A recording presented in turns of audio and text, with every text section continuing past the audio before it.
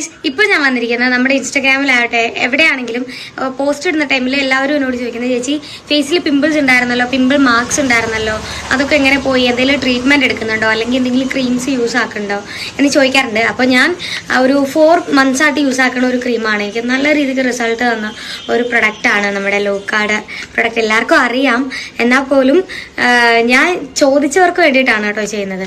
പിന്നെ ഫിൽറ്റർ ഒന്നും ഞാൻ ഇട്ടിട്ടില്ല. അതെ, ഇതാണ് ഇപ്പോൾ എൻ്റെ ഫേസിൻ്റെ കോലം. മുന്നേ എൻ്റെ ഫേസ് എങ്ങനെയായിരുന്നു എന്ന് നിങ്ങൾക്ക് അറിയാമല്ലോ.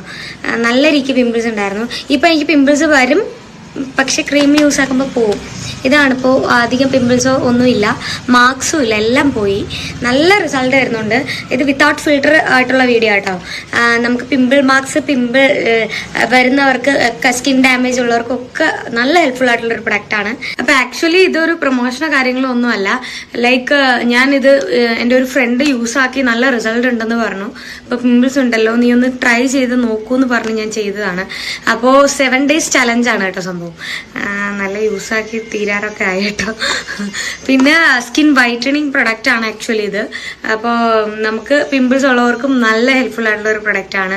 പിമ്പിൾ വന്ന് പോയിട്ടുള്ള മാർക്സ് ഉള്ളവർക്കും നല്ല യൂസാണ്. എൻ്റെ പഴയ വീഡിയോസ് ആണെങ്കിലും നിങ്ങൾക്ക് പഴയ എന്നെ കണ്ടിട്ടുള്ളവർക്കാണെങ്കിലും അറിയാം എൻ്റെ സ്കിൻ എങ്ങനത്തെ ആയിരുന്നു എന്ന്.